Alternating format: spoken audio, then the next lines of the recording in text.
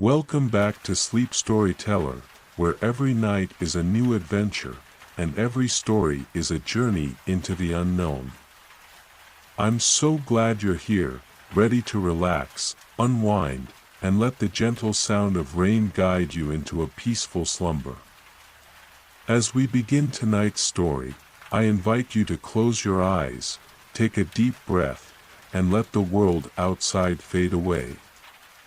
Remember, this is your space, a place to let go, to dream, and to find the calm you need. If you're ready for tonight's story, go ahead and hit that like button, subscribe to the channel, and leave a comment below sharing what helps you relax most at night. Now, let's begin. The Kingdom of Shadows and Light. There was a time, though few remembered it now, when the sky itself was split, not by storm or fire, but by something far older, far deeper, than any force the world could name. It was the dividing line between shadow and light, a boundary so thin it could barely be seen, and yet so strong that neither side could fully cross into the other. Those who lived beneath the shadowed sky knew only twilight, a world where the sun was a ghost, and the stars flickered behind veils of mist, and those who dwelled beneath the sky of light knew only brilliance, a world where night was a passing whisper, and the air itself shimmered with warmth. The boundary had stood for longer than memory, longer than stories, longer than names, but nothing, not even the oldest magic, holds forever. The first crack had been small, no wider than a thread, no louder than a sigh. It appeared at the farthest edge of the borderlands, where shadow and light brushed closest, where neither kingdom claimed the earth as its own. The people of light never saw it, the people of shadow never heard it, but the land knew, the trees knew, the air knew, and somewhere, in the quiet heart of the borderlands, a child was born. She did not belong to the kingdom of light, though her hair caught the glow of the sun and held it like a secret.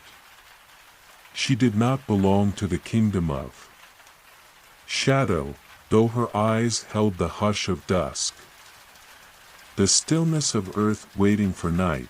She belonged to the crack itself, the thin, trembling seam between two worlds. Her first breath stirred the air on both sides of the border, and for the first time in all the long history of the sky, shadow and light reached for each other. It was only for a moment, but moments, when they come at the right time, are enough to change everything. The girl's parents were border folk, neither wholly of shadow nor wholly of light, living in the narrow valley where both skies touched the earth, where neither kingdom ruled. They did not know what the girl would become. They only knew that her skin held the warmth of sunlight even in the deepest dusk, and her shadow flickered even at noon, as though it remembered night. They named her Mira, a name that meant nothing and everything, a name light enough to float on the wind, strong enough to hold the weight of both skies. Mira grew as border children do, with bare feet on earth that knew both warmth and coolness, with hands that knew both sunlight and mist, with a heart that never quite belonged to either place. But as the years passed, the crack in the sky grew wider, the light began to leak into shadow, the shadow began to creep into light, and Mira, caught between them, felt both pull at her skin, her bones, her breath, until the border itself seemed to settle inside her, a line she could neither cross nor follow. A line that ran through the center of her heart. Stories began to whisper through the valleys, stories of strange shifts in the air, of shadows that did not fall where they should, of sunlight that flickered like candle flame. The kingdoms took no notice. They had lived so long apart that they no longer remembered there was another side at all. But the border folk knew. They felt it in the earth beneath their feet, in the wind that carried both warmth and chill, in the silence that followed the stories, like the hush before a storm. Mira felt it most of all. She could no longer tell where her shadow ended and her light began. At times her hands glowed with the soft radiance of morning. At others they blurred into mist, edges shifting like dusk in the trees. She could feel the border moving beneath her skin, no longer a seam but a current, pulling her in both directions at once. And so, one night, or perhaps it was day, she stood at the very edge of the valley, where the earth sloped gently toward the place where no one went, the place where the sky itself had split. The crack was no longer small. It stretched from the earth to the heavens, a seam of trembling air. Neither light nor shadow, but something between, something that flickered and hummed, as though it held its own breath, waiting. Mira stepped closer. The air around the crack pulsed softly. Not with threat, but with invitation, a calling only she could hear, a whisper that had lived inside her since her first breath. She did not hesitate. Her bare feet touched the earth beneath the crack, and the ground itself sighed, a sound neither sorrowful nor joyful, only relieved, as though it had been waiting for this, too. The sky above her trembled, the light grew softer, the shadow thinner, until both seemed to fold into each other. No longer two halves, but one whole sky, streaked with silver, pulsing with a quiet rhythm. Mira stepped forward, into the crack, into the seam, into the place where shadow and light held hands, not to pull apart, but to find balance. And in that moment, the border ceased to be a line. It became a door only she could open, a door that led not into light or shadow, but into the place between, the place where stories were born, where neither kingdom ruled, where both skies could remember the time before they were split, the time when they were whole. Mira's breath filled the air, her heartbeat matching the slow pulse of the sky. The door opened, and she stepped through. The space beyond the door was not a place in the way the world knew places. It had no sky, no ground, no horizon where light met land. It was neither bright nor dark, though both light and shadow moved through it, weaving around each other like currents in a slow river. Mira stood at the threshold, her bare feet resting on something that felt like earth, but also like mist, and also like nothing at all. It was soft beneath her weight, shifting gently, never quite settling. The air held no temperature, no breeze, but it touched her skin like a memory. The door had disappeared behind her. There was no going back, but Mira felt no fear. The pull that had lived inside her since her first breath was quiet now, at peace, as though the place itself had been waiting for her as long as she had been waiting for it. She took a step forward, and the ground held her. Another step, and the light shimmered faintly around her ankles, thin strands weaving themselves into soft ribbons that drifted upward, wrapping around her wrists like silk. They felt neither heavy nor light, they simply were. The shadow followed, not as a threat but as a companion, a second ribbon curling around her other wrist, dark and soft, cool where the light was warm. They balanced each other perfectly, each moving only when the other did, neither pulling or resisting. Mira walked deeper into the space between. There were no landmarks, no paths, no signs to follow, yet her feet knew where to go. Each step felt remembered, as though she had walked this way before, though she knew she hadn't. The air around her held whispers, too faint to be words, too gentle to be wind. They were stories, not told aloud, but waiting, suspended in the air like dew before dawn, not yet fallen, not yet spoken, but present all the same. Mira reached out with her fingertips, and the nearest whisper curled toward her touch, like a thread drawn to a needle. It hovered just above her skin, trembling softly, then settled, not into her hand, but into her chest, where her heart beat slow and steady. The story was not hers. Not yet. But it knew her. And she knew it. She walked on. The further she moved, the more the space began to shift, light and shadow no longer weaving in separate strands, but blending together, soft and seamless, forming shapes that almost looked like trees, almost like water, almost like sky. But they were none of those things, not really. They were memories of them, echoes of places both kingdoms had once known. Long before the split, the air grew warmer, not with heat, but with presence.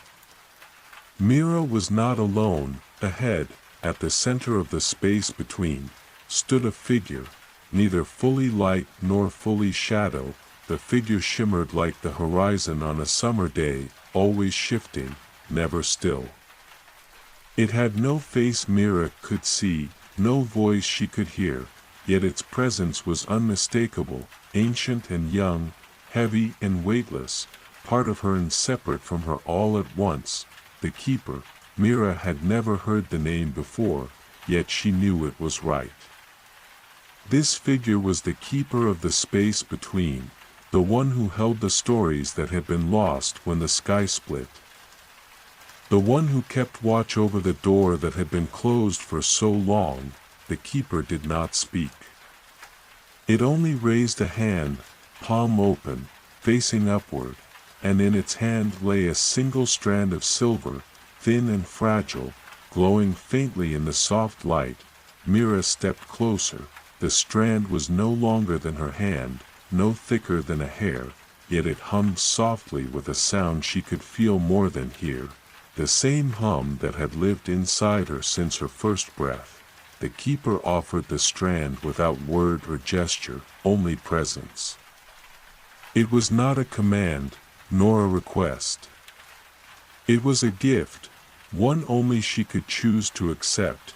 Mira reached out, the moment her fingers touched the strand. The space around her shifted again, not violently, but gently, like a dream turning into another dream. The strand grew warmer, brighter, and with that warmth came memory, not hers, the memory of the first day the sky split, not a war, not a curse, but a choice made out of fear. Fear of what would happen if shadow and light remained whole. Fear of what stories they might tell together. Fear of what might be born if balance held.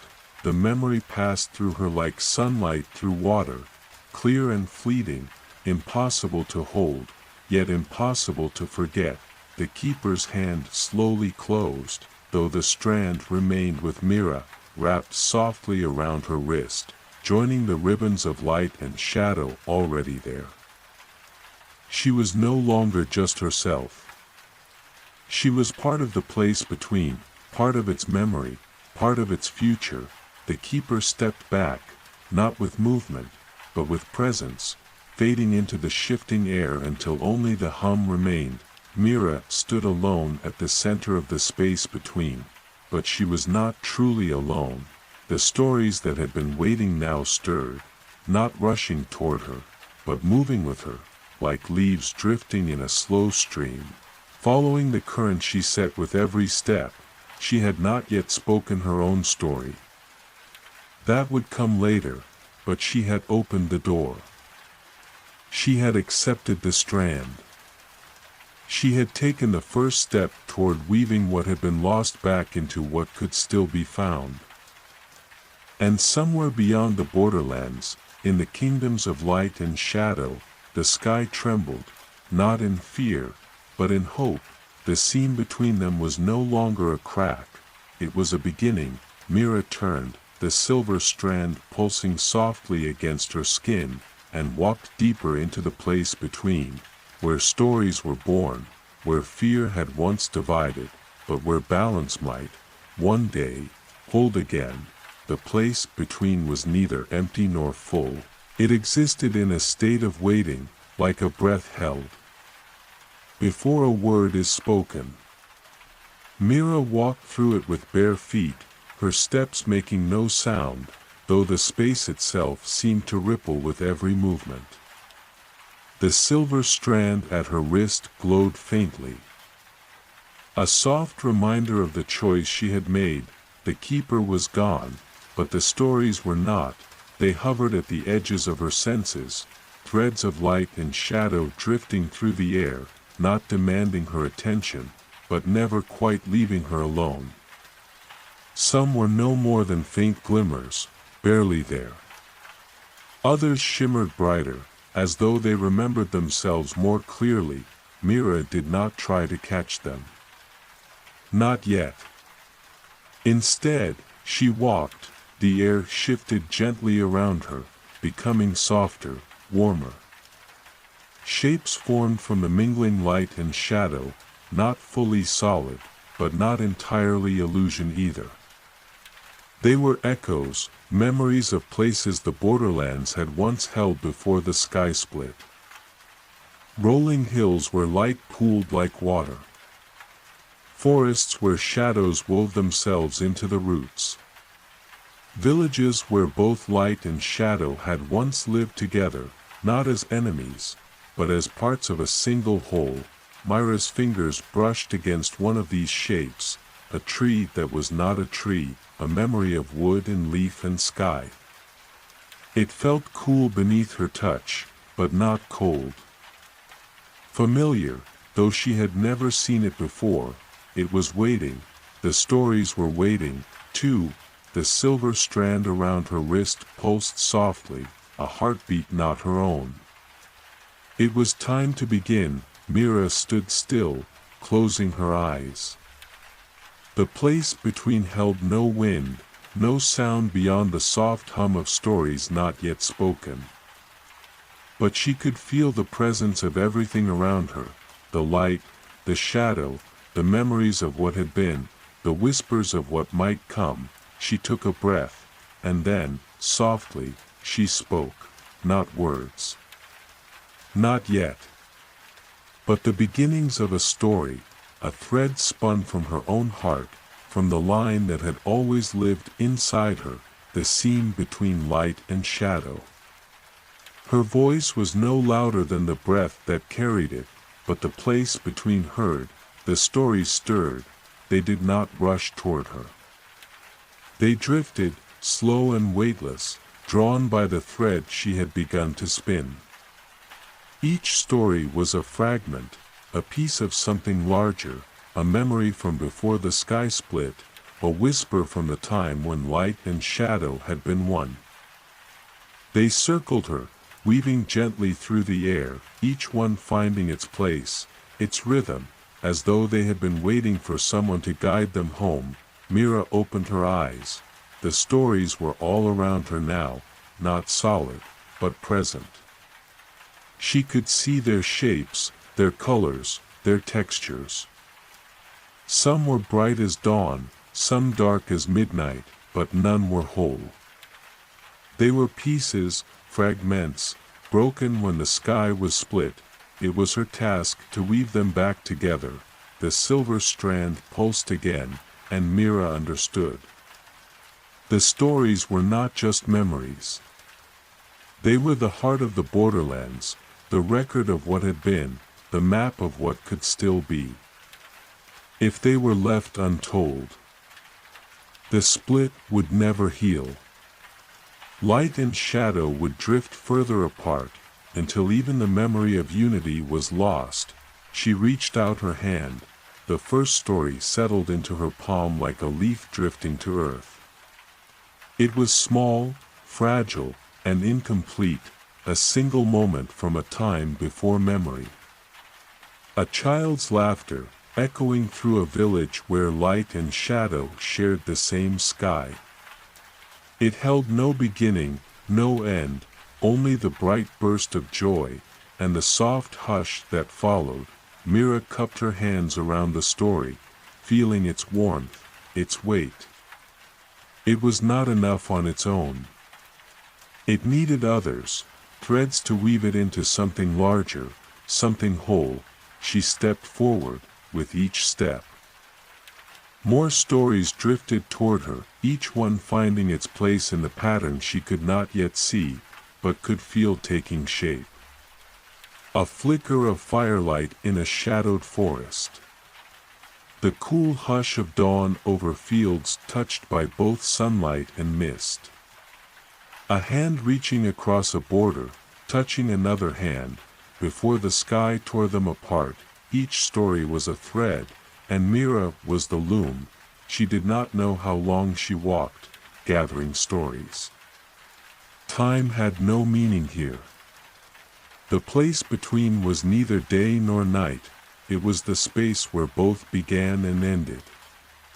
All she knew was that with every step, the weight of the stories grew heavier, and the silver strand at her wrist glowed brighter, until it was no longer a single thread, but a weaving of many, light and shadow, memory and possibility, past and future.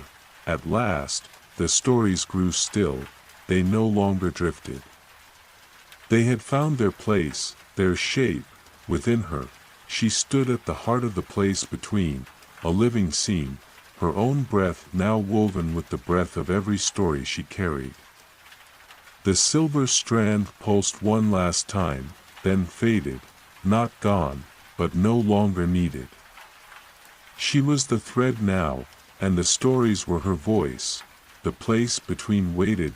Mira took another breath, and then, with the quiet certainty of someone who has always known the path, she began to speak. This time, her voice carried words, soft at first, but clear. She spoke the stories back into the air.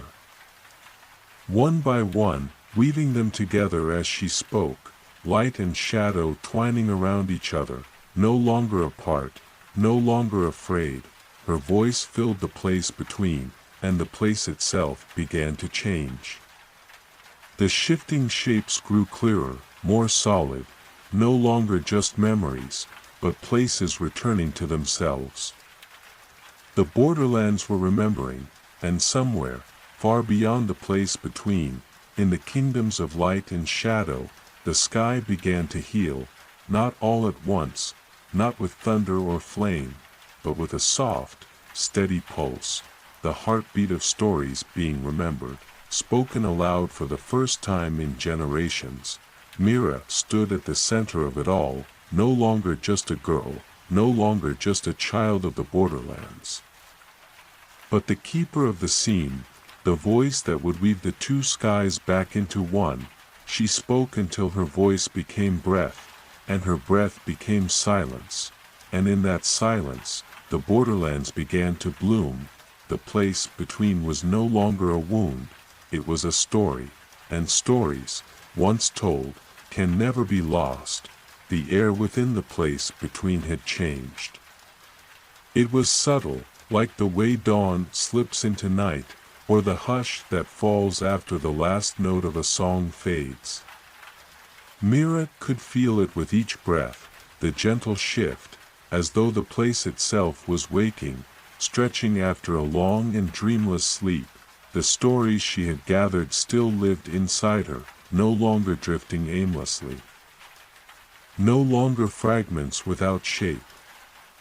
They had found a home within her heart, woven together by her voice, no longer only memory, but something more, a promise, a possibility, a path. But the path was not yet clear. Mira stood at the center of the place between, her feet resting on something that was both ground and air, her body wrapped in the thin, silken threads of light and shadow that had chosen her. They no longer pulled or resisted, no longer at odds with each other. They flowed together now, as natural as breath. She was no longer just herself.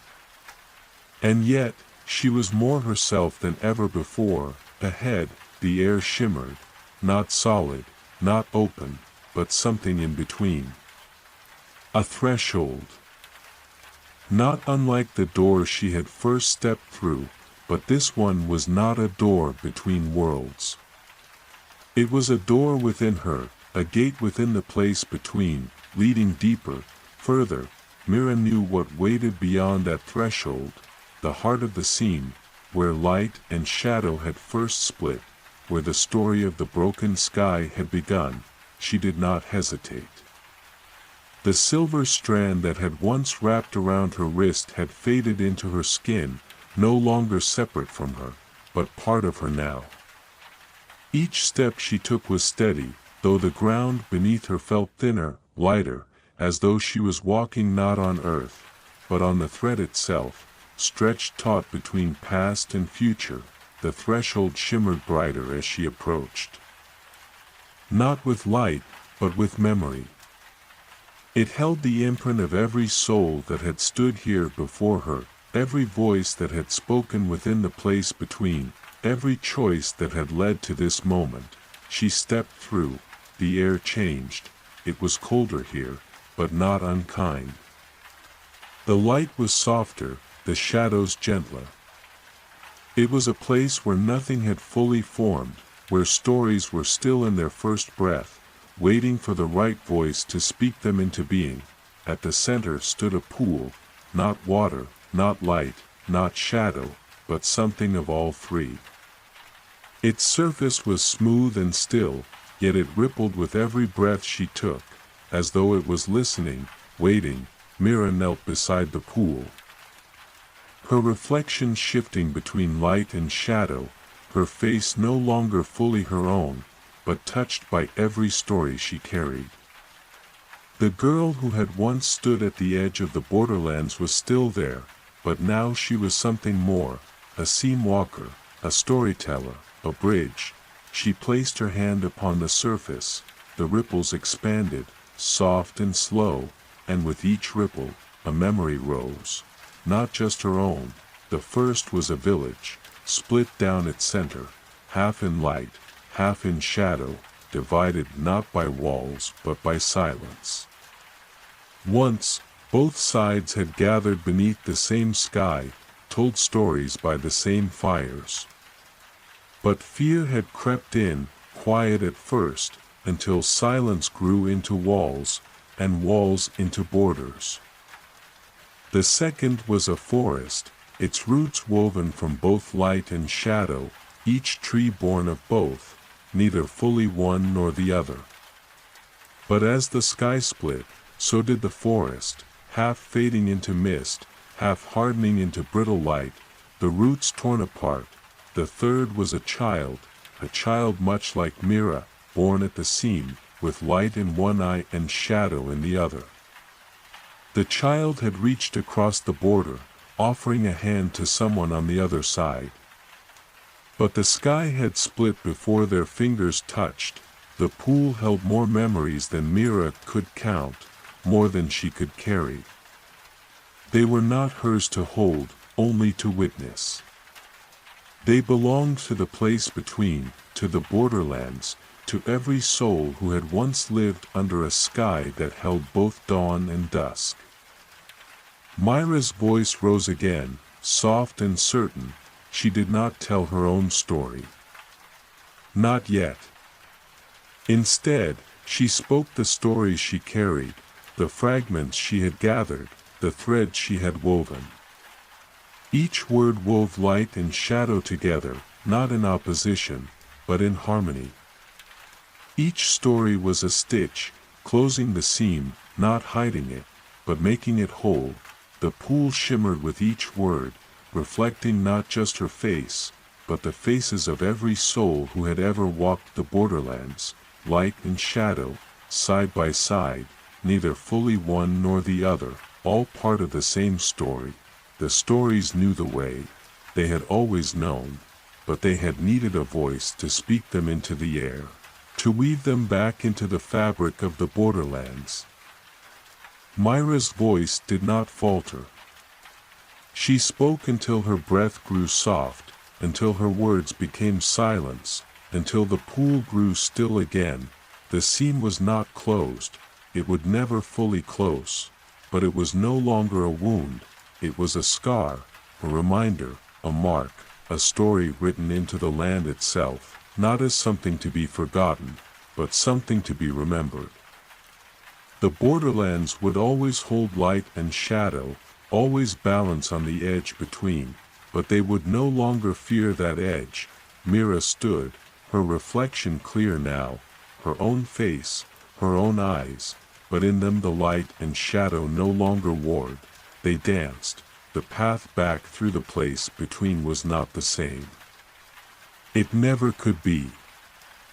But her feet knew it all the same. Each step left no mark, but each breath carried a story, and each story left a trace, a thread in the air, weaving itself into the space behind her. She did not need to see the keeper to know they were there, watching. Not guiding, not judging, only witnessing, as every keeper before had done, and as Mira now would do. For the first time, she knew her story was not hers alone, it was part of something far older, far larger, a story still unfolding, each voice adding another thread, each life another stitch. The seam would hold, because stories, once told, cannot be unraveled. Mira walked, and with each step, the stories followed. And somewhere beyond the place between, the sky of the borderlands began to change, not fully light, not fully shadow, but something softer, something whole, something new. The place between grew quieter as Mira walked, though the silence was not empty. It was full of presence, the hush of a forest just before dawn, the stillness of a room after a story ends but before anyone dares to move. It was the kind of quiet that holds the weight of waiting. The stories were no longer restless. They no longer circled her, no longer pulled at her hands or whispered in her ear. They had found their place, within her heart, within her voice, within the very air that stirred as she moved. They were no longer pieces, no longer fragments longing for something lost. They were whole, even if the world they belonged to was not. The path beneath her feet was thinner now, not solid ground, not quite air, but something softer.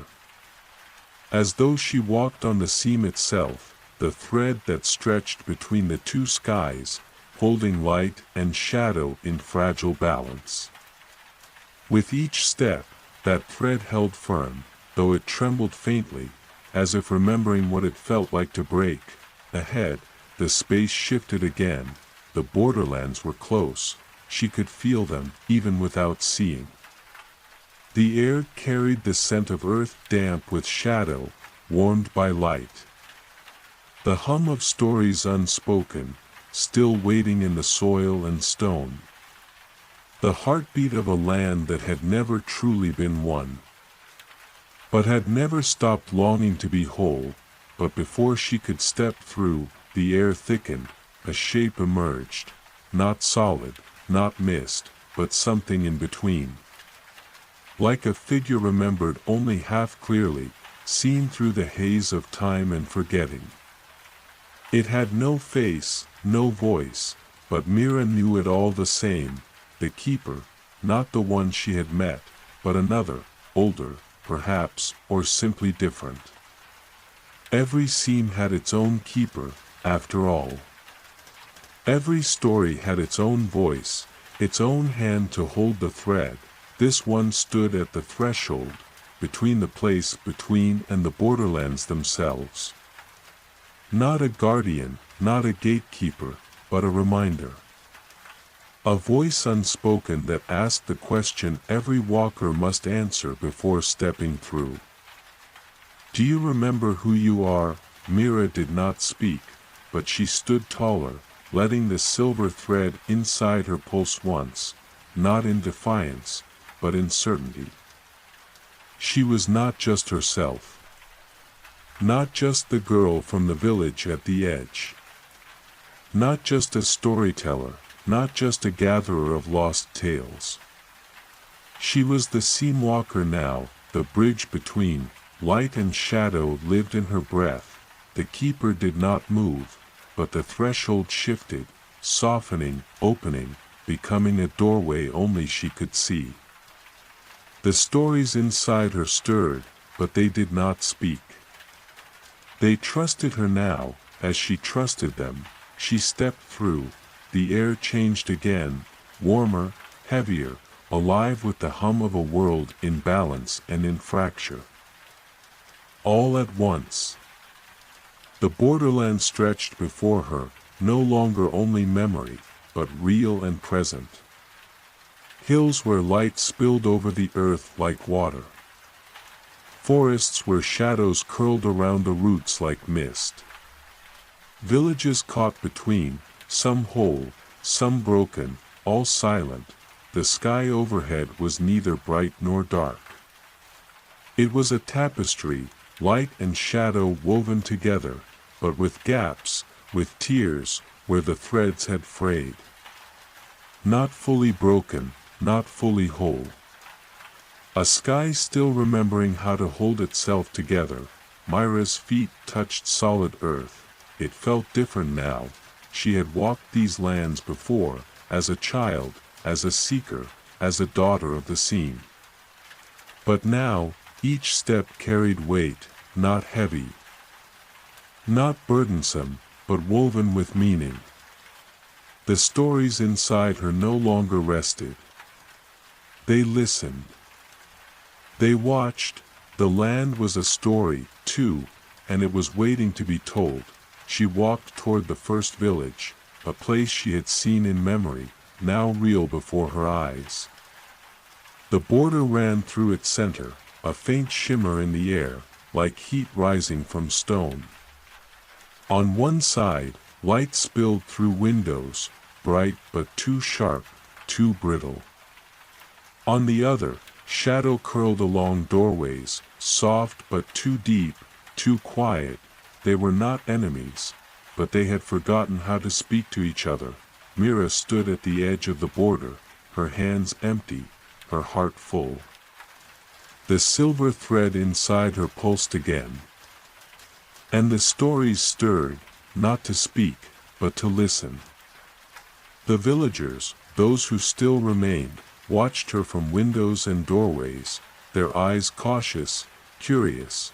She knelt at the seam, her fingers brushing the earth where light and shadow met. The soil here held both, dark and rich, pale and dry, woven together beneath her hand.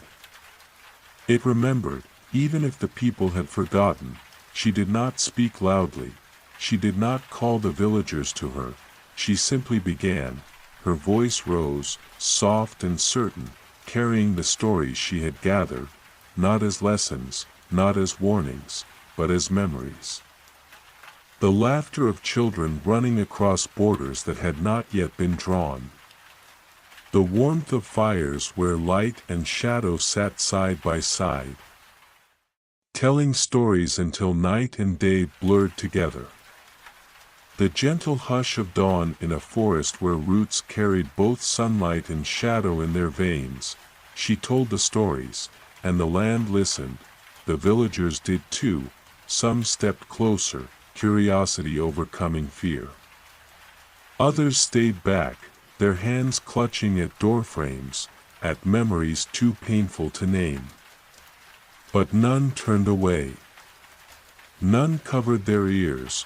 Myra's voice wove the stories into the air, into the earth, into the seam itself. Not to erase the border, not to pretend it had never been, but to remind them, the land, the people, the sky, that the border had not always been a wound. Once, it had been a seam, a place where two worlds touched. Not to divide, but to hold each other in place. The stories remembered. And as Mira spoke, the sky overhead shifted, not all at once, not with thunder or flame, but with a quiet softening, a gentle remembering. The light grew less harsh. The shadows grew less deep. The scene did not disappear, but it shimmered, not a wall, but a thread, a place where stories could cross. Myra's voice faded into silence, but the stories did not end. They drifted, carried on the wind, into the houses, into the forest, into the soil beneath her feet. They were no longer hers alone. They belonged to the land now, to the people, to the sky itself. She stood, her breath soft, her heart steady. The villagers watched her. Some stepped back into their homes, uncertain but no longer afraid. Others remained, their eyes wide, their hands open, empty, but ready to hold something new. The seam would hold, the stories would guide it, and Mira, the seam walker, the storyteller, the bridge, would walk on. There were more stories to gather, more seams to weave, and somewhere beyond the borderlands, the sky was waiting. The air in the borderlands had changed. Mira could feel it beneath her skin, in the way the earth no longer held its breath, in the way the sky no longer felt quite so fragile. The stories she had carried, spoken softly into the land itself, had taken root. Not as commands, not as warnings, but as seeds, small and delicate, yet capable of growing into something larger than herself. She stood at the edge of the village, the silver thread within her pulsing softly in rhythm with her heart. The seam had not vanished. It was still there, shimmering faintly in the air, a reminder that the world was not one, but two, woven together, side by side, but it no longer felt like a wound. It felt like a scar, a mark of something healed, but not forgotten. The villagers, those who had listened, had not spoken to her. Not yet. Their silence was not rejection, but something quieter, the hush of people who had forgotten how to speak across the seam, learning again how to hold words in their hands. They would find their voices. In time, Mira had no wish to rush them. The stories would guide them, as they had always done. Her feet knew the path before her, though it was one she had never walked. It led deeper into the borderlands, beyond the village, toward the heart of the seam itself, the place where light and shadow had first touched, first split, first learned how to be two and not one. The stories inside her stirred, sensing what lay ahead, not an end, a remembering. She walked alone, though not lonely. The wind carried fragments of stories not her own, whispers of laughter from forests long gone, the creak of old doors opening to new dawns, the soft hush of hands brushing against each other across invisible borders. The borderlands were waking, not all at once. Not fully, but enough. The path led her through forests where the trees held both light and shadow in their bark, branches reaching for the sky with equal hunger for sun and shade. The ground beneath her feet held stories too, roots tangled with memory, stones worn smooth by the weight of both sorrow and hope. The seam was not just in the sky, it was in the earth, the trees, the air itself. It was in her. Ahead, the land opened into a clearing, wide and empty, save for a single structure at its center. Not a building, not a monument, but something softer, more fragile. A weaving, made of light and shadow both, threads knotted together into something that shimmered like mist and stone all at once. The loom. She had heard of it only in fragments, whispers carried on the wind, memories held in stories too old for names. The loom was where the first seam had been woven, where light and shadow had first been held together, not as rivals, but as partners. It was not a place of power, but of memory, and it was waiting for her. The silver thread within her pulsed again, matching the faint hum that filled the clearing, the sound of the loom breathing, sleeping, remembering. Mira stepped closer, her hands empty, her heart full. The loom was larger than she had imagined, yet smaller than she had feared. No grand monument, no towering structure. It was simple, delicate, made not to command attention, but to hold space. Light and shadow wove through its frame, threads frayed in places, broken in others, yet still holding, barely. Mira knelt before it, her breath slowing, her hands resting on her knees. The stories inside her stirred. They knew this place. They remembered. With no voice but her own, Mira spoke, not to the loom, but to the stories themselves, the ones she carried, the ones woven into the air, the ones sleeping in the earth beneath her knees. She spoke their names, their shapes, their songs. She did not command them. She did not summon them. She simply gave them voice. They answered.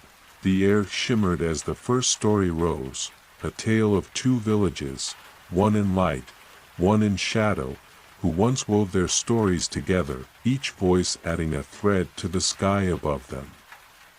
They had no need for borders then, for the scene was not a wound, but a tapestry. The second story followed, a tale of two sisters, one born of dawn, the other of dusk, who held hands across the seam, their laughter weaving light and shadow into something whole. Their voices had been soft, but their bond had been strong. The third was a whisper, a story unfinished, of a child born in the place between, neither fully light nor shadow, whose footsteps left no mark, but whose heart carried both skies within it. The stories flowed, one after the other, weaving themselves into the air, into the loom, into Mira herself. They did not demand to be told. They simply remembered how to be whole. The loom trembled beneath their weight, not with strain, but with recognition, as if it, too, had been waiting to remember. Its threads, frayed and broken, began to stir, reaching for each other, not to mend what was lost, but to weave something new. Mira's voice softened, until it was no more than breath. The stories spoke for themselves now, carried on wind and earth, in light and shadow both. They did not erase the scene. They did not pretend the wound had never been. They simply made space for something else, a new story, one where light and shadow were not enemies, one where the seam was not a scar, but a path. The loom held steady, its threads no longer fraying, no longer pulling apart. They danced instead, weaving in and out, over and under, light and shadow meeting, touching, retreating, returning. Mira stood, her heart steady, her hands open. The stories were not hers to hold, they were hers to carry, for now, the wind stirred, gentle and soft, carrying her voice, not a command, not a warning, but a story, a remembering. The seam walker stepped back from the loom, her feet light on the earth, her breath slow and steady. The borderland stretched before her, no longer silent, no longer afraid. The stories had found their voices, and Mira, the girl from the edge, the bridge between, the keeper of threads, walked on. The seam would hold, because the stories would remember, and so would she. The air around the loom settled into something quieter, not silence, but a hush filled with presence, the way a forest breathes after a storm. Mira stood at the edge of the clearing, her hands empty, her heart full. The stories had found their place, woven not into the loom itself, but into the very air, the soil, the sky above. She felt them even now, brushing against her skin like the gentlest breeze, not pulling, not pleading, but resting. The path before her led deeper into the borderlands, where the seam ran like a river through the hills and forests, carving its way not as a scar, but as a thread. It shimmered faintly in the afternoon light, no longer a line of division, but a reminder, light and shadow, held apart, held together. Mira walked slowly, her feet knowing the earth as though it remembered her from lifetimes before. The stories she carried had softened in her chest, no longer restless or searching. They had found their voice, and now they waited, patient, trusting her to know when to speak and when to listen. The seam walker was no longer only a gatherer of lost tales, she was their keeper, and the land itself was listening. The forest thinned as she walked, giving way to a wide stretch of grassland where the seam ran low across the earth, no longer jagged, but smooth and steady. The light was softer here, the shadows gentler, each side holding a piece of the other, no longer afraid to touch. She knelt at the seam, fingers brushing the grass where light and shadow met. The earth hummed softly beneath her touch. It remembered. A village lay ahead, its rooftops visible in the distance, not fully in the light, not fully in the shadow, but resting gently between the two. This place had been whole once, long before the seam was drawn. It had been a gathering place, where stories from both sides were traded like treasures, where light and shadow wove together into songs, into meals shared beneath a sky that knew no division. The stories had told her this. Now, the village stood quiet, caught in the hush that had settled over the borderlands for far too long. Windows shuttered, doors half open, fields left untended. But there was life here still, faint, like embers in the ashes, waiting for breath. Mira stepped across the seam, into the village that belonged to neither side and both. The stories inside her stirred, not with urgency, but with quiet recognition, like old friends seeing familiar paths. The village had no name now, not one that either side would speak. But the stories remembered. They carried the name in whispers, too soft for fear to catch hold. Riverbend, a name from before the seam, from before light and shadow forgot how to speak to each other. She walked between the empty houses, her footsteps quiet on the worn stone paths. The air held the scent of wood smoke, long since gone cold, and the earth beneath her feet carried the memory of laughter, of voices lifted in song, two languages, woven together into something neither side could claim as their own. At the village square, a single tree stood, its roots dug deep into soil where light and shadow mingled, its branches reaching for both sky and shade. The seam ran beneath it, and its trunk held the mark, a faint spiral, carved by hands long gone, a reminder that this village had once stood as a bridge, not between sides, but between stories. Mira placed her hand against the bark, the silver thread within her pulsing softly in answer. The tree knew her, not her name, but her presence. The way the stories within her matched the stories held in its roots. It was time. She knelt beneath the tree, her breath slow, her heart steady. The stories inside her rose, not with urgency, but with purpose, their voices soft, their edges smoothed by time and remembering. They had no need to shout. The land was ready to listen. Her voice rose into the hush, gentle as a breeze through autumn leaves. She spoke of Riverbend, not as it was now, but as it had been. A place where light and shadow were not sides, but elements, like rain and sun, wind and soil. A village where stories were traded like gold, where songs carried both sunlight and dusk, where children ran across the seam without fear. Their feet too light to leave division in their wake. She spoke of the storytellers who had come before, those who gathered in the square beneath this very tree, weaving tales from both sides into tapestries of voice and memory. They had known, long before the seam was drawn, that stories were never meant to belong to only one sky. She spoke of the seam itself, not as a wound, but as a thread, woven by hands who had forgotten what they were weaving, who had meant to mend, not to divide. The stories remembered, even when the weavers did not. The wind carried her voice through the village, brushing against empty windows, stirring dust from quiet doorways. Doors creaked open. Windows unshuttered, and eyes peered out, cautious, curious, uncertain. The villagers, those who had stayed, those who had learned to live in the hush, listened. Mira did not call them close. She did not demand their attention.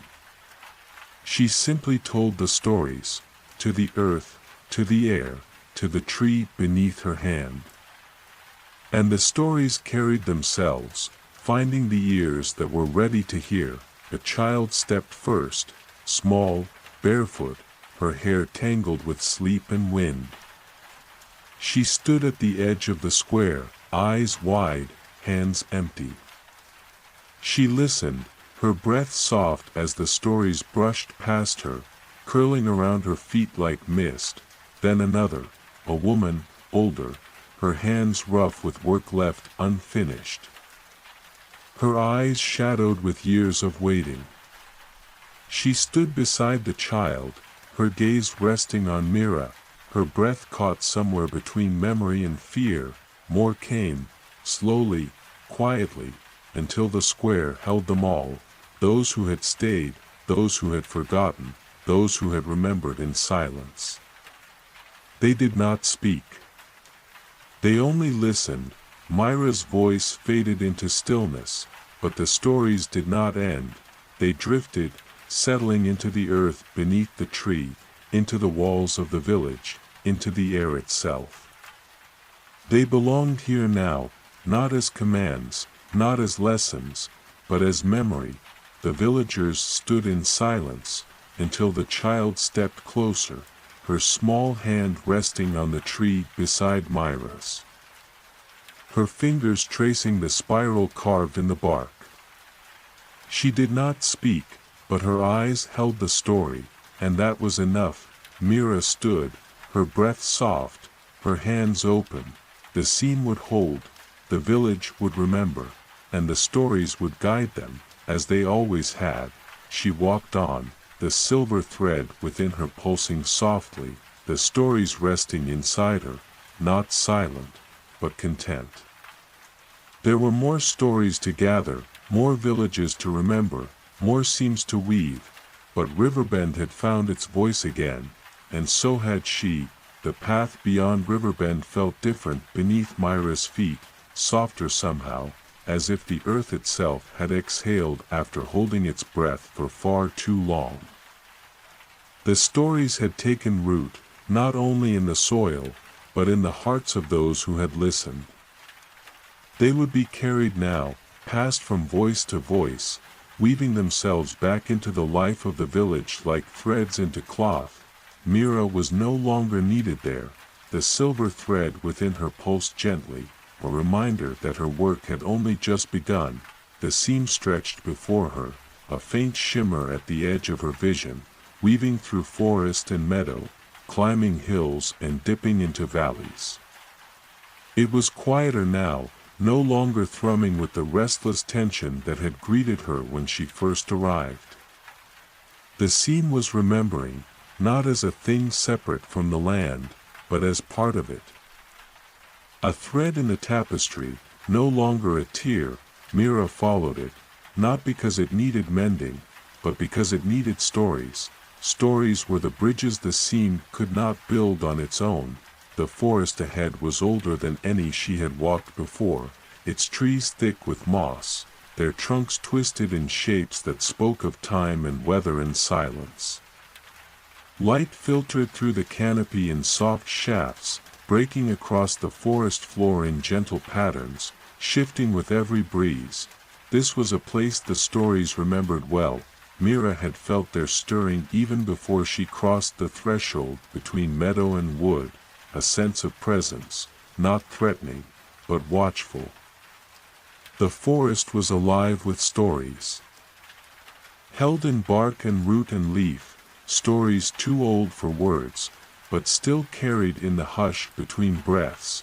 The seam ran through the heart of the forest, winding like a river, its edges blurring beneath the roots of ancient trees. Here, light and shadow did not fight for space. They danced, flickering, blending, moving together as though they remembered a time before they were forced apart. Mira stepped carefully, her footsteps soft on the moss-covered ground. The air carried the scent of rain long past, of earth and green things, of something older still, the scent of memory. The stories inside her stirred. They knew this place. She followed the seam until it led her to a clearing. Smaller than the one where the loom stood, but no less important. At the center, half buried beneath moss and fallen leaves, stood a circle of stones, weathered and worn, but still standing, their edges marked with symbols long forgotten by the villages at the seam's edge. This was a place of stories, not for telling, for keeping. Mira knelt at the edge of the circle, her hands brushing the damp earth. The silver thread within her pulsed once, twice, and the air grew still, not with fear, but with listening. The forest itself leaned closer, branches swaying gently without wind, roots shifting beneath her knees. The stories inside her knew what to do. Her voice rose, soft and low, carrying not across the forest, but into the earth itself. A voice meant for roots and stones, for the unseen things beneath the soil, for the stories buried long before memory had a name. She spoke of the first seam walkers, those who carried the stories between light and shadow when the seam was new, when the wound was fresh and still bleeding. They had stood here, in this clearing, laying down their stories like offerings, weaving them into the earth so the land itself would remember when people forgot. She spoke of the guardians, not warriors, not rulers, but keepers who walked between light and shadow, not to enforce the divide, but to remind both sides that the seam was never meant to separate. The guardians had no names, no faces remembered in song, but the earth knew them. She spoke of the first story lost, the tale that fell into the seam itself, where light and shadow met, twisted, and swallowed it whole. It was not a tale of heroes or endings, but a simple story, of a child who stepped too far, not knowing where the seam began, and vanished between worlds. The forest remembered, the stones remembered, and as Mira spoke, the earth breathed, the moss between the stones brightened, the faintest glow rising where her fingers touched the ground. It was not magic, not the kind stories whispered about in villages, but something older, something gentler. It was memory surfacing. Held in root and stone, in rain and soil, the stories she carried did not replace what had been buried here, they added to it, new threads, woven into the old, not to cover or erase, but to honor. The clearing held its breath, then exhaled, and the light filtering through the trees shifted, softer, warmer, as though the forest itself had exhaled with her. Mira stood, her hands brushing the earth one last time, a silent thank you passing from her fingertips to the soil. The stories inside her settled, content to rest here, knowing they were no longer alone. She turned to leave the clearing, but the forest was not finished with her. A whisper, too soft for words, brushed against her skin, not a voice, but a presence. The forest had stories too, ones too old for names, too ancient for language. They were stories told in the creak of branches, the drip of rain, the hush of roots shifting beneath earth. and they were offering themselves to her. Mira knelt again, her palms open, and the forest answered. A thread, not silver like the one within her, but green and gold and dark as old bark, settled into her chest, weaving itself gently alongside the stories she already carried. It was not a burden. It was a gift, a story not yet told, waiting for the right voice, the right moment. Mira stood, her breath steady, her heart full. The forest watched her go, but she knew it would not forget her. The seam walker stepped back onto the path, her feet light, her heart heavier, not with sorrow, but with stories.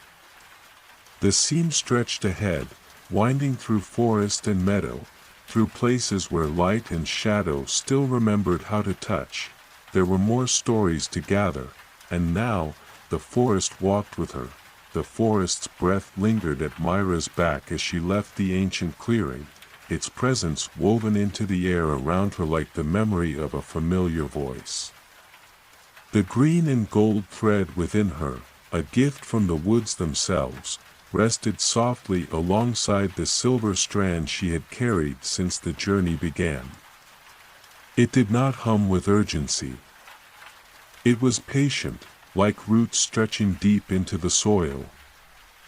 Waiting for the right season to grow, the path ahead followed the seam, tracing its gentle curve through low hills where mist clung to the ground like a soft blanket. The land here was quiet, not silent, but holding its voice in the same way dawn holds back the day, slow and unhurried.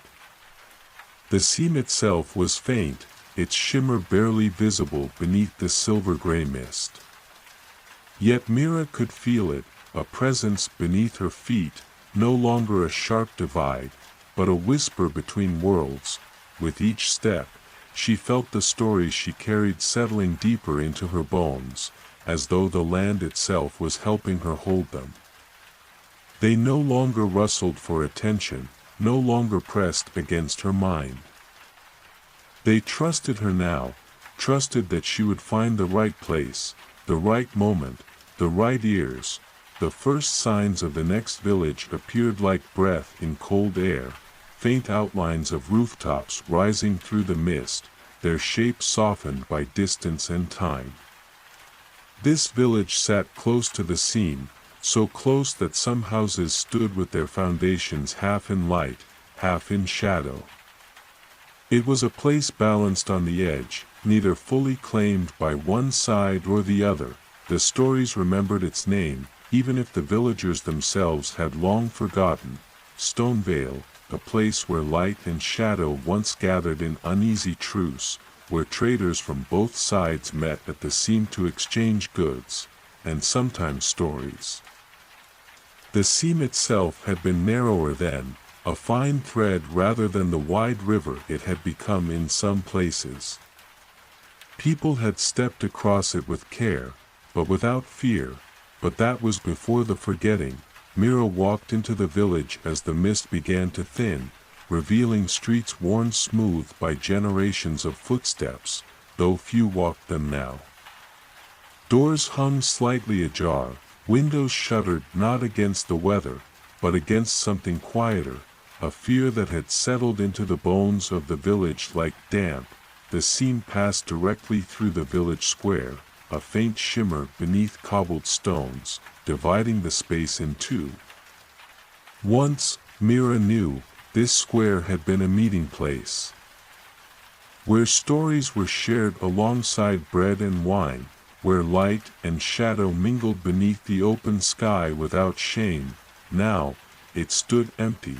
The stories inside her stirred, not urgently, but with the gentle press of recognition. They knew this place. They remembered the way voices had once risen here, blending into songs that held no allegiance to light or shadow, only to the land itself. She knelt at the seam's edge, her fingers brushing the worn stones, and the earth beneath them seemed to sigh, not in relief, but in memory. She spoke softly, her voice no louder than the mist around her. She told the story of Stonevale as it had been, a village balanced not between sides, but between stories. A place where seamwalkers once rested, where storytellers gathered to trade tales that carried the taste of both dawn and dusk. A place where the seam was not a wound, but a thread woven into the village itself, binding it to the land. She spoke of the forgetting, not as a blame, but as a sadness, a slow unraveling that left the village unsure of its own shape, its own story. The people had not meant to forget. They had only wanted safety, and in their longing for it, they had closed their doors, their windows, their hearts, but the stories remembered. The mist carried her words across the square, brushing against doorways, slipping beneath shutters. It was not a summons, not a command. It was an offering, a gentle reminder that the village had always belonged to the seam, not as a victim, but as a guardian. The first door opened slowly, creaking on hinges worn with time and silence. A woman stepped out, her shawl wrapped tightly around her shoulders, her eyes shadowed with years of waiting. She did not speak, but her gaze rested on Mira, steady and watchful. The child followed, barefoot, hair tangled with sleep and mist. His small hand curled into the woman's, but his eyes were bright with curiosity, wide with the kind of wonder only children still knew how to carry.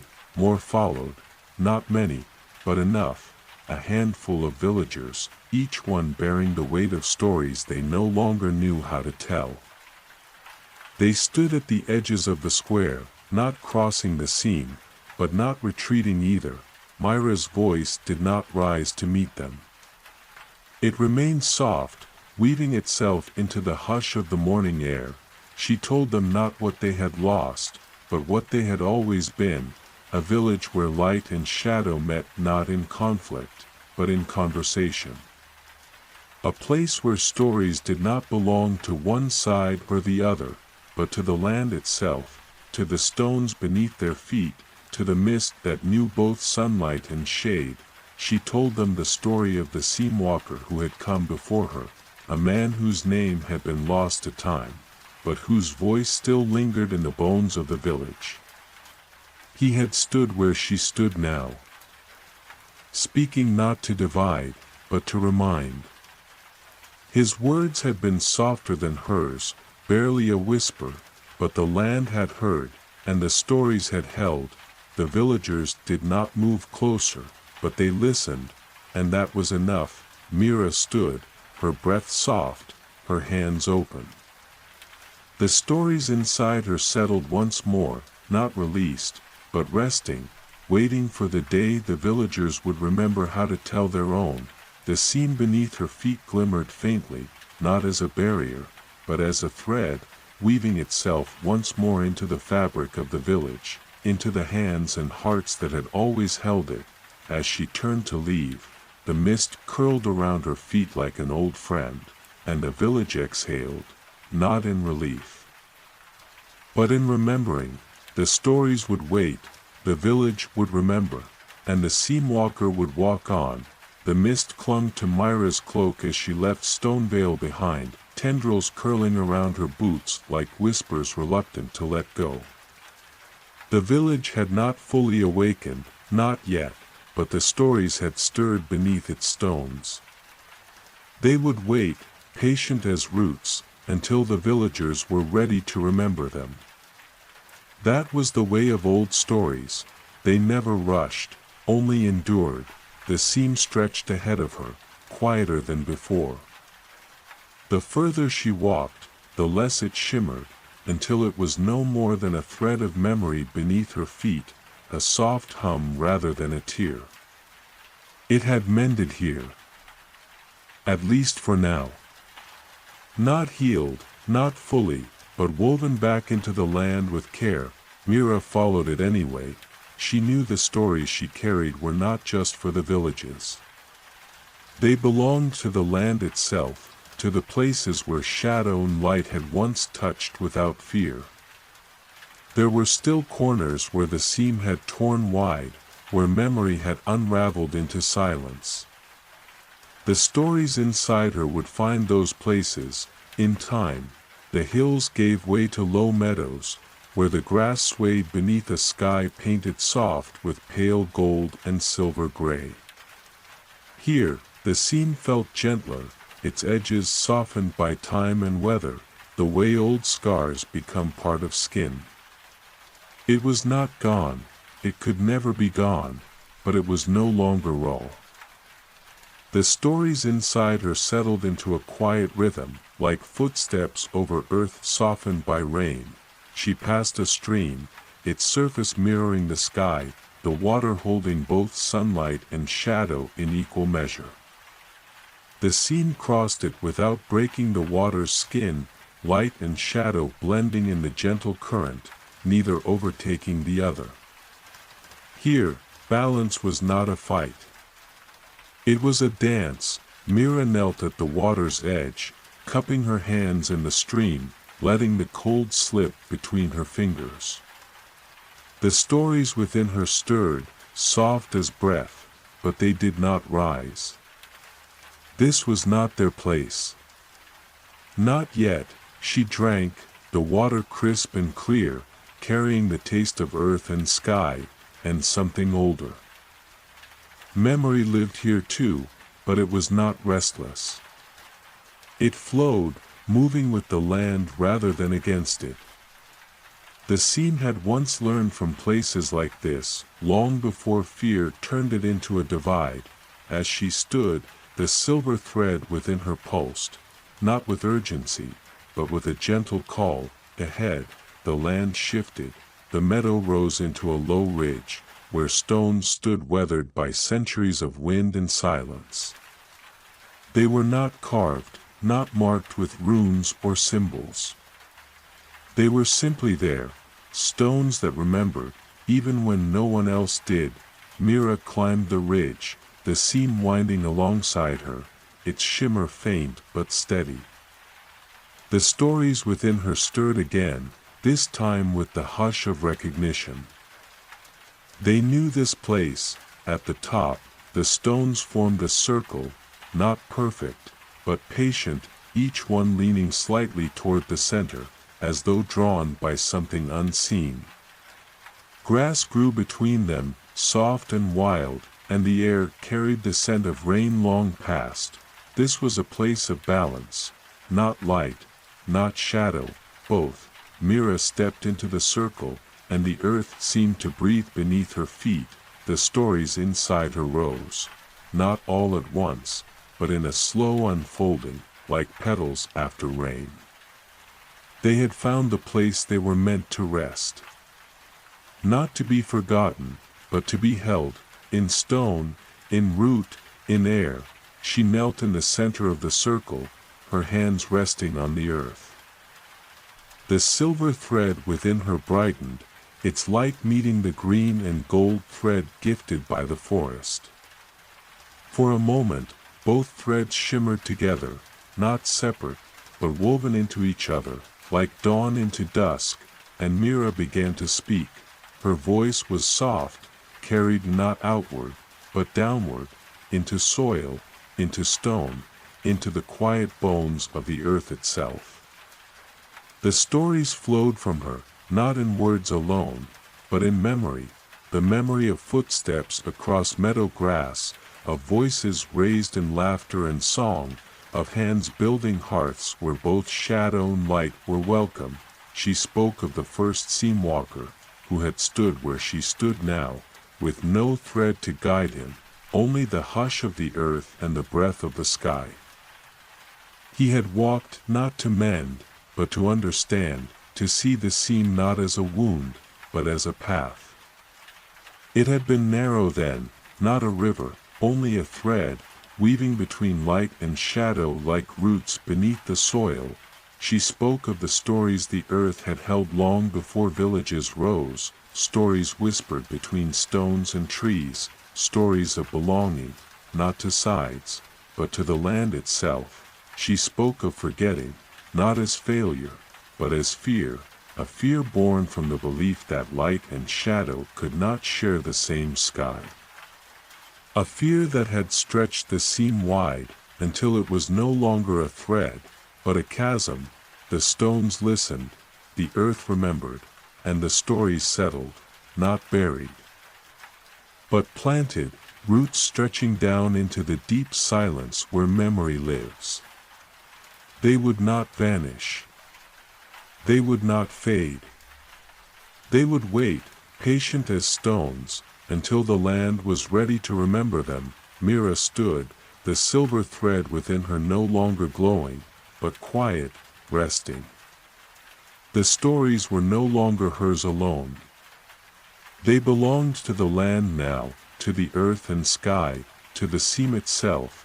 The wind shifted, stirring the grass at her feet, and the stones seemed to lean just a little closer, as though embracing the stories held within them. Mira turned, her footsteps soft against the earth, leaving the circle behind.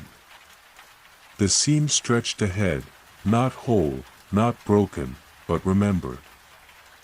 Light and shadow touched here, not as enemies, but as edges of the same sky. The seam walker walked on, her heart lighter, her hands open. There were more stories to gather, but now, the land remembered too. The sky was painted with the soft blush of dawn as Mira left the stone circle behind. The earth beneath her feet carried the hush of remembered stories, their weight no longer a burden but a presence, gentle and steady, like a hand resting lightly on her shoulder. The seam stretched ahead, not brighter, not darker, but quieter, as though it too had settled into something closer to peace. The path led her into a valley where the mist clung low, curling like sleeping breath across the earth. The sea meandered here, no longer a straight line, but a wandering thread, following the shape of the land rather than cutting across it.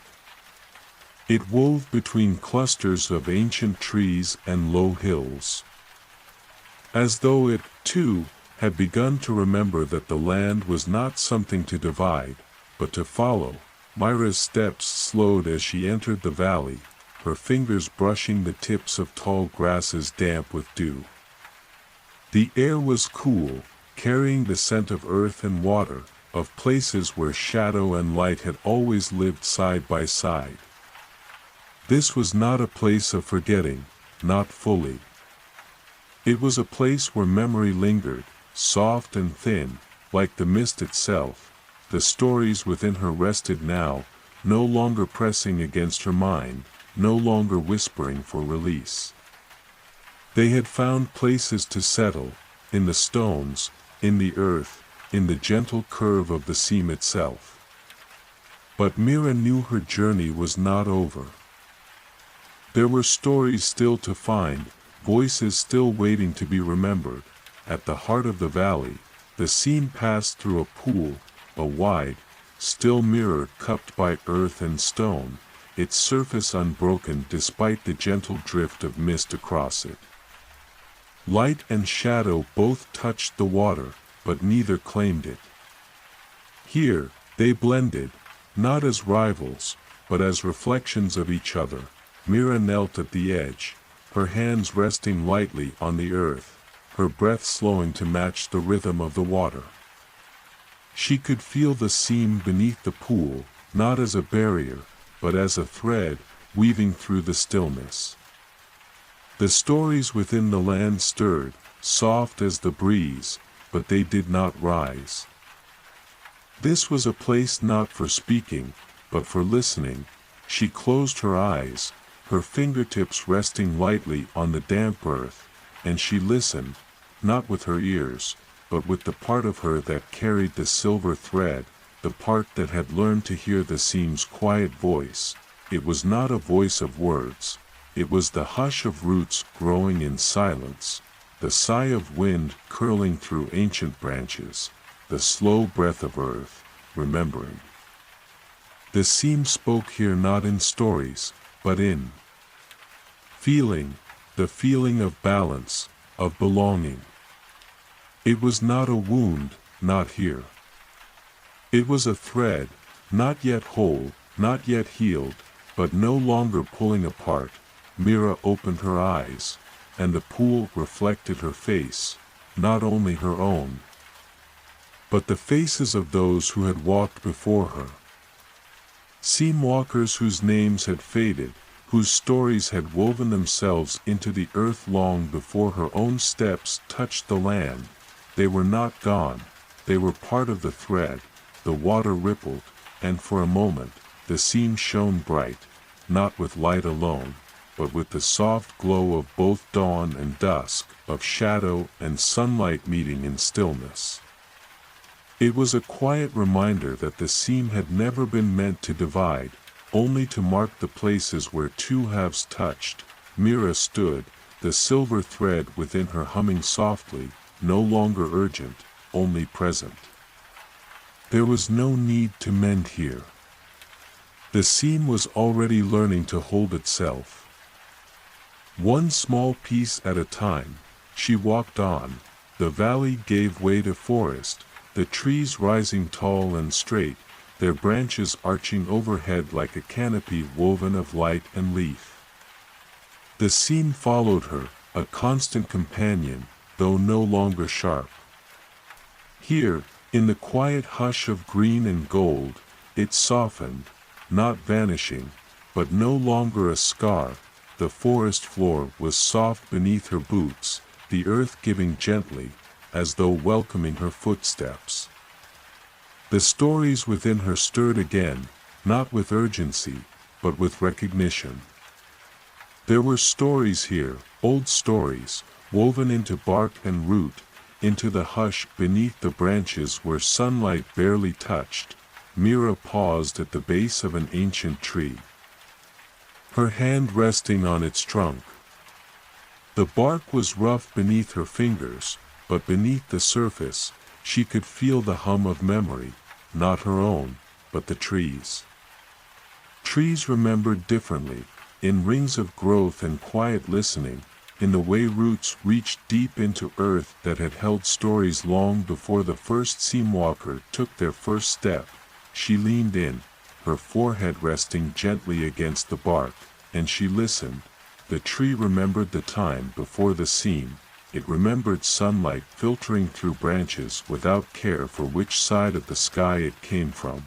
It remembered footsteps, not just hers, but many, feet that had walked both, in shadow and light, without fear. It remembered the first seam walker, not as a name, but as a presence, a soft voice speaking to the trees, asking them to hold stories the earth itself could not. It remembered the first rift, the fear that tore the seam wide, the silence that followed, the way the earth shuddered beneath it, and it remembered hope, the hope carried by those who walked the seam, weaving stories back into the land, not to erase the seam, but to make it part of the whole. Mira stepped back, her hand falling to her side. The tree held its memory, gentle and patient, offering it to her without demand. She carried it now, not as weight, but as gift, another thread in the tapestry she was learning to weave. The forest opened ahead, the seam a soft shimmer at the edge of her vision, no longer dividing, only present, a reminder that stories were not meant to belong to one side or the other. They belonged to the land, to the trees, to the quiet places where shadow and light met without fear.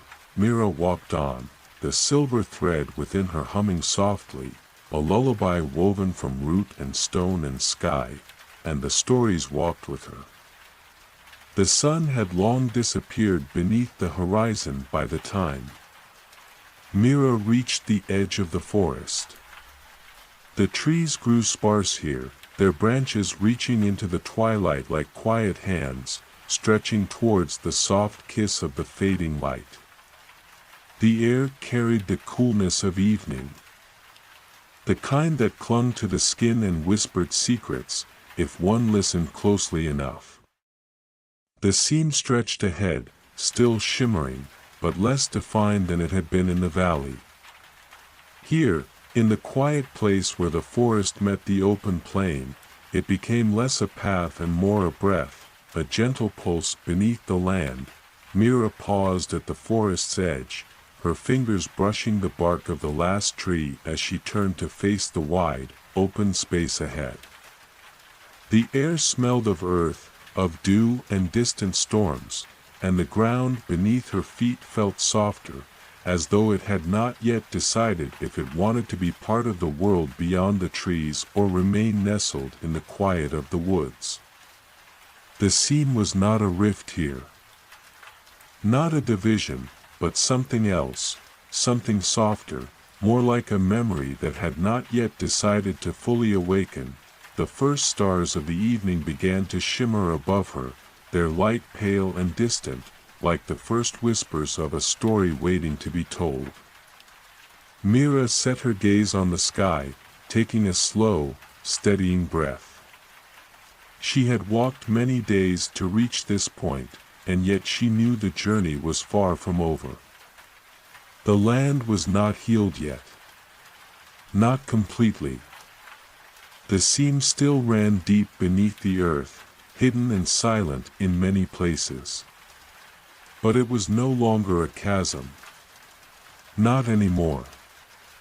It was a path, a thread of connection, one that wove together shadow and light, not as opposites, but as parts of a whole. She stepped into the open plain, and the earth seemed to sigh beneath her, as though it, too, was settling into something older, something deeper. The seam ahead was no longer bright and sharp, but faint, like a soft pulse in the distance, beating quietly beneath the earth. Mira felt it, though, in the rhythm of her steps, in the way the ground shifted beneath her, as though the land itself was remembering. In the distance, beyond the edge of the meadow, stood a single mountain, its peak cloaked in mist. The mountain was not a sharp, jagged thing, but a rounded, ancient presence, as though it had stood there long before even the first seamwalker had set foot upon the land. It was a place of stillness. A place where the earth and sky seemed to meet without the harshness of divide. Mira knew this place. She had heard of it, seen it in the dreams that had come to her in the quiet moments between sleep and waking. It was the place where the seam would end, not as a broken line, but as a joining, where shadow and light would find their place together. Her feet carried her toward the mountain, each step slower than the last, as though the land itself was coaxing her to take her time. The air grew cooler as she moved, the wind picking up just enough to stir the grasses around her, sending ripples through the quiet plain. The stars overhead seemed to shine brighter now, their pale light reflected in the soft ripples of the earth beneath her feet. As she neared the foot of the mountain, the ground began to change. The grass thinned, replaced by small, jagged stones, each one dark and worn, as though they had been shaped by the hands of time itself. The seam pulsed faintly beneath her, a reminder that this place was not one of simple peace. It was a place of transition, a place where the land would change, where the stories of light and shadow would become something new. Mira continued, her footsteps softer now, her breath steady and deep. She knew she was not alone here. The land spoke quietly, as it always did, but there were other voices too, voices that came from the stones, from the wind that carried the scent of far-off places. From the mountain itself, which seemed to breathe in time with her own heartbeat. At the base of the mountain, she found a narrow path winding upward, hidden between two great stones. The path was old, older than the village of Stonevale, older than the forest she had passed through. The stones themselves seemed to hum with a quiet energy, as though they had witnessed things no one else had, things long forgotten. Yet the hum was not one of fear, not one of warning. It was a song, soft and low, one that felt familiar, like a lullaby she had heard in her dreams. Without hesitation, Mira stepped onto the path, her boots crunching softly against the stones. The mountain rose above her, its peak still hidden in mist, but she could feel the pulse of the seam beneath her, guiding her upward, leading her to the place where shadow and light would meet. As she climbed, the air grew colder still, and the mist thickened, swirling around her like a living thing. It was as if the mountain was wrapping her in its embrace, urging her onward, urging her to remember. The path wound upward, steep and narrow, the stones beneath her feet growing more uneven as she ascended. But Mira did not falter. She knew the journey would not be easy. The seam was not yet whole, not yet healed. But here, at the foot of the mountain, the land had given her something, a quiet understanding. A reminder that the stories of light and shadow were not hers to mend alone. At last, she reached a plateau, a wide ledge where the mountain's pulse seemed to meet the land in a final embrace. The mist swirled around her, thick as smoke, but it did not obscure the view. From this height, Mira could see the plain stretching out below her, the forest in the distance, the quiet river winding like a thread through the land. And beyond that, the land was marked by the soft shimmer of the seam, its pulse faint but steady, waiting. The peak of the mountain rose above her, still hidden by mist, but she knew it was there, waiting for her. And as she looked out over the land, she knew that the seam would not remain forever. It would fade, not in silence, but in memory, in the stories that lived within the earth, in the stories that would be remembered, not by one, but by all. She could feel the silver thread within her humming softly, and she closed her eyes, letting the pulse of the land fill her, letting the quiet song of the mountain speak to her. The stories would be remembered, and the land would heal. The mist clung to the peak, swirling like an ancient memory, as Mira stood on the plateau, the weight of the land's breath settling around her. The mountain's pulse had slowed, now in tune with her own, a gentle rhythm that echoed in the quiet expanse. The silence was profound, but not empty. It was a silence that held stories older than time, stories whispered in the wind, held in the stones beneath her feet and stretched out across the land, waiting to be remembered. Mira could feel it all, as if the mountain had opened itself to her, showing her not just the world before her, but the one beneath, the one between the seams. The silver thread within her hummed softly in response, not an urgent call, but a quiet acknowledgement, a deep understanding. She had come far, farther than most had dared. The seam had shown her places where shadow and light danced together, where they whispered in unison, sharing the same breath. She had seen how they met, how they were not enemies, but companions.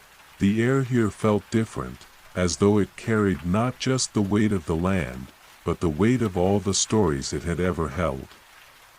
The mountain itself seemed to breathe with a gentle sigh, its ancient heart beating softly in time with hers.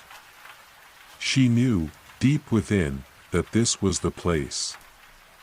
The place where the seam would find its end, where shadow and light would no longer be separated, but woven together in the quiet, sacred space between. But even as she felt the land around her settle into something deeper, something older, she knew that there was one more part of the story to be told. The land was ready, but the thread within her had not yet been fully pulled. It had been a long journey, a journey of unraveling and weaving, of stepping into shadows and emerging into light. But there was still something left undone, and so, Mira began to climb. The path up the mountain grew steeper as she ascended, the stones beneath her feet sharper, as though they had been shaped by hands older than the world itself. The mist wrapped around her tighter now, whispering of secrets long forgotten, of stories that had slipped through the cracks of time, carried away by the wind, lost to the ages. She could hear them, if she listened closely enough. The quiet voices of those who had walked the mountain before her, their footsteps etched into the very stone.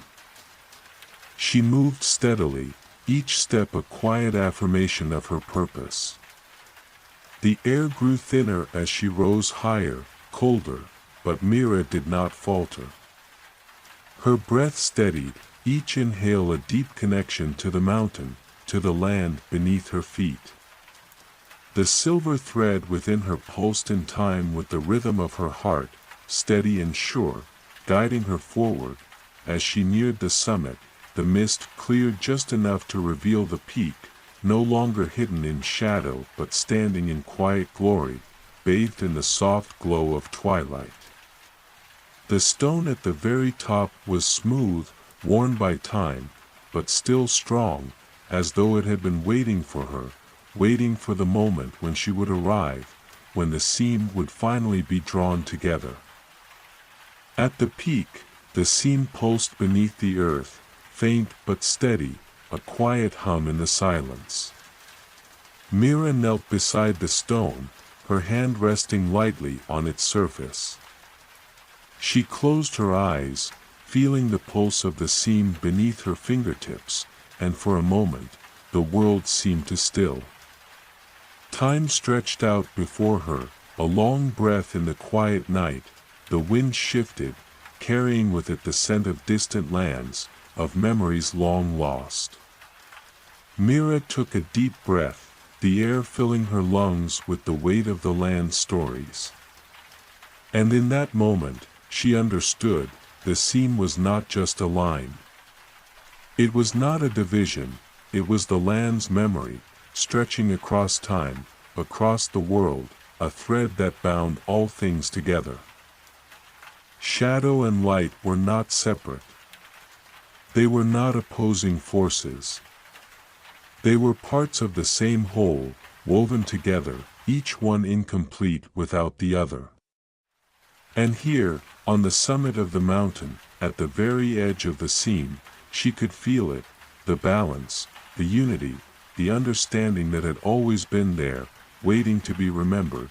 She placed her hand on the stone, and for a moment, the seam pulsed beneath her fingertips, a quiet, steady hum, as if the mountain itself had taken a breath. The stories of the land rose up within her, not as voices, but as feelings, as memories, the memory of light and shadow, of earth and sky, of the quiet rhythm of time moving forward.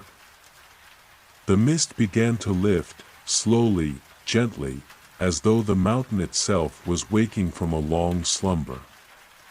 The land stretched out before her, the forest, the plains, the rivers, all connected by the soft shimmer of the seam, no longer a wound, but a thread that bound all things together, that wove shadow and light, earth and sky, past and future into one. Mira stood, her heart steady, her breath calm. She knew the journey was far from over. The seam would continue to pulse beneath the earth, its rhythm slow and steady, but its presence no longer a rift. It was a connection, a quiet understanding that the stories of light and shadow, of earth and sky, would always be remembered. Always be part of the land. She turned, her eyes scanning the horizon, where the first light of dawn was beginning to break, painting the sky in soft hues of pink and gold. The land stretched out before her, and for the first time, she could see it, not as divided, but as whole.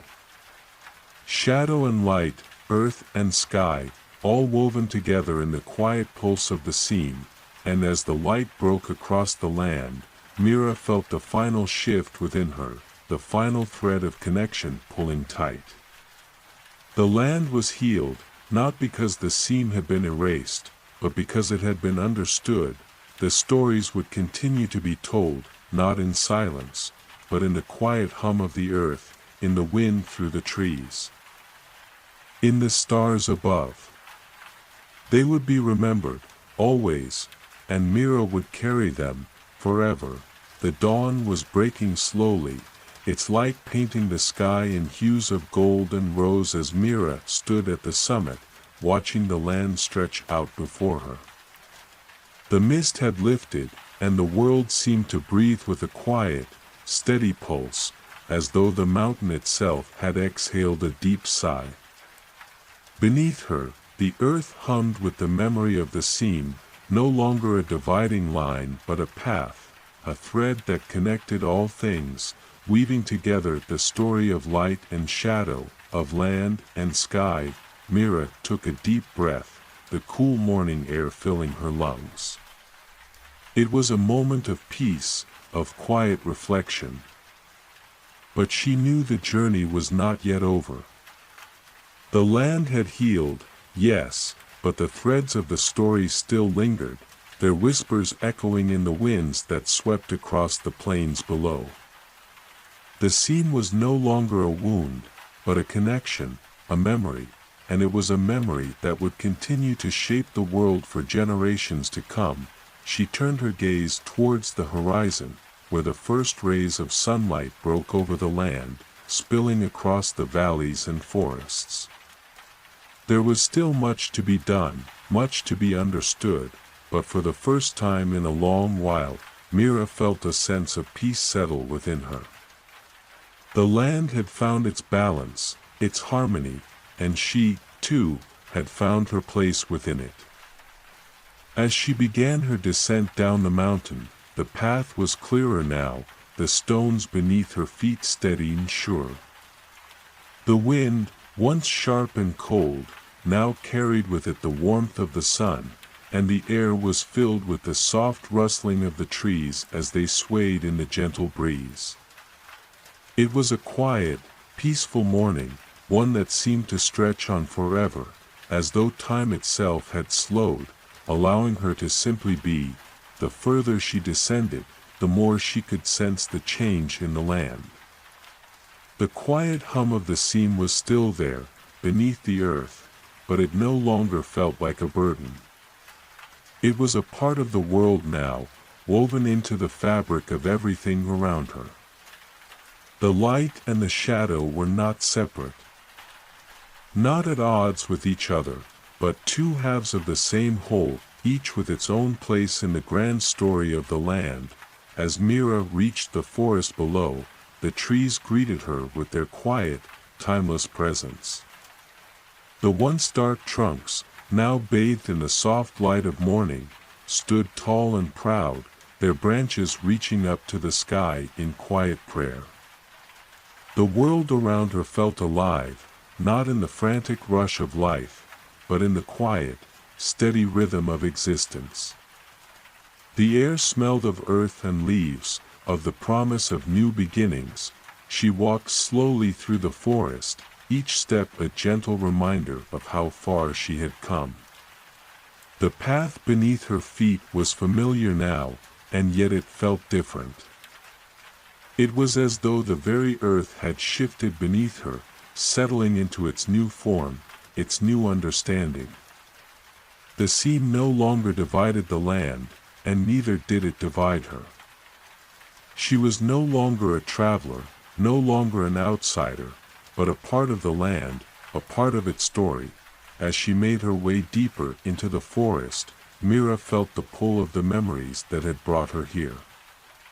The stories of light and shadow, of the land's ancient past, whispered in the rustling of the leaves, in the distant call of birds, in the gentle flow of the river she had crossed so many days ago. They were not just memories, though. They were part of her now, woven into her very being, a part of the story she had helped to shape. The forest opened up before her, and she could see the village of Stone Vale in the distance. The roofs of the houses caught the light of the rising sun, and the smoke from the chimneys rose in soft tendrils into the sky. Myra's heart swelled with a quiet joy. It had been many days since she had seen this place, many days since she had walked through its streets. But now, as she stood on the edge of the forest, she knew she had come full circle. The journey had been long, filled with challenges and doubts, but it had also been filled with moments of grace, of understanding, of connection. And now, as she walked toward the village, she knew that the stories of light and shadow would continue to unfold. Not just in the land, but in the hearts of all those who called it home. The village seemed unchanged, yet Mira knew it was different. The people, the land, the very air felt different. The balance had been restored, the harmony found. The shadow and the light, the quiet and the loud, the past and the future, all had found their place. As she approached the village, a familiar figure stepped from the shadows of a nearby tree. It was Alaric, the old seam walker, the one who had first spoken to her of the land's hidden pulse, its forgotten stories. He stood there, his eyes soft with understanding, his face touched by the years of knowledge he had carried for so long. "Mira," he said. His voice a quiet whisper in the morning air. "You've done it." Mira smiled, her heart full. "We've done it," she corrected softly. "It was never just me. The land, the stories, the people, we all played a part." Alaric nodded, his gaze turning toward the village. "The seam is healed, yes. But the story is far from over. The land will always change, will always grow. And so, too, will the stories."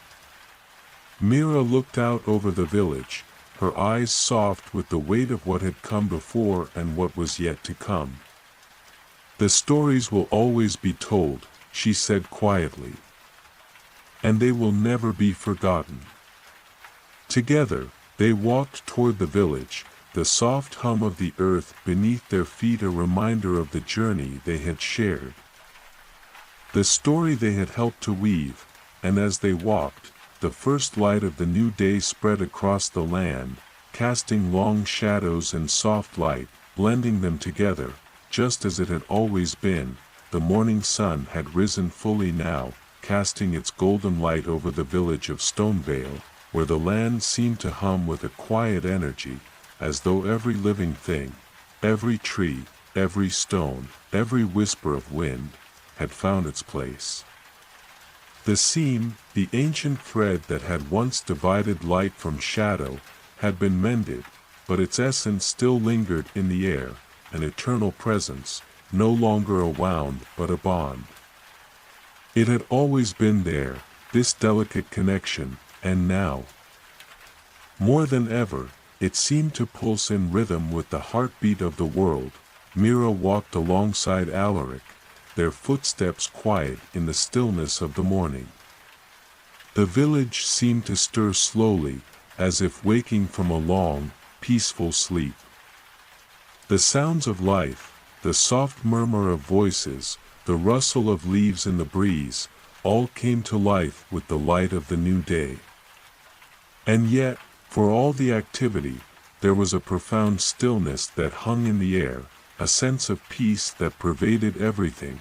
They passed through the streets, the familiar homes and shops greeting them, but there was a difference now. The shadows that had once lurked in the corners of the village were no longer heavy and oppressive. Instead, they played with the light, stretching long and soft across the cobblestone streets, and in that interplay, there was no fear, no uncertainty.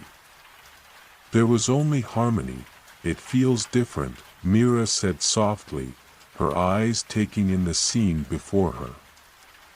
The village felt alive, not just in the sense of the people bustling about, but alive in the deeper, quieter sense, as if the land itself had awakened, breathing in time with its inhabitants. Alaric smiled, his face creased with the wisdom of years. It is different. The land knows its place now, and so do its people. We were never meant to live in opposition, light and shadow, good and bad, past and future. They are all part of the same whole. And when we understand that, when we stop fighting what is, then everything falls into its rightful place. Mira nodded, the truth of his words settling deep within her. She had seen it, felt it, and now it was clear. The journey she had undertaken was not just about mending a rift or finding balance, it was about understanding the oneness of all things. The shadow and the light were not enemies, they were reflections of each other, necessary parts of a greater whole. Without one, the other could not exist. They were the two sides of the same coin, the breath of life itself. Together, they walked toward the heart of the village, where the great oak tree stood, its branches reaching out toward the sky. Its roots deep in the earth. It had been here long before Mira, long before Alaric, and long before the people of Stonevale. The oak had seen the land in all its stages, its rise and fall, its light and dark, and it had weathered it all. Its presence, steadfast and unwavering, was a reminder of the enduring strength of the land, the wisdom of time. As they approached the tree, Mira could feel the pulse of the earth beneath her feet, the same pulse that had guided her on her journey, the same pulse that now beat in harmony with the world around her. She placed her hand on the rough bark of the tree, feeling the vibrations travel through her fingers, deep into her bones. It was as if the tree itself was speaking to her, whispering the secrets of the land, the stories that had been passed down through the ages. "This is where it all began," Alaric said, his voice low and reverent. "This is the place where the balance was first disrupted, where the shadows grew too long, and the light too bright. But it is also the place where it can all be healed, where the land can find its balance once again." Mira closed her eyes, taking in the words, letting them settle deep within her. She had always known that this moment was coming, that there was something about this place that held the key to it all. The oak had been here, steadfast and unyielding, through it all. And now, it was a symbol of what was possible, the healing of the land. The restoration of balance, the understanding that all things, light and shadow, were part of the same cycle. "The story is never truly over," Mira said softly, her eyes still closed as she felt the pulse of the land beneath her. "It is always unfolding, always shifting, always finding its way." Alaric nodded, his face gentle. "Indeed. And now, we are part of that story, as are all the people of this land. The balance has been restored, but it will continue to evolve, as it always has. The shadows will come, and the light will follow. The land will grow, change, and renew itself, as it always does. But it will never forget what it has learned."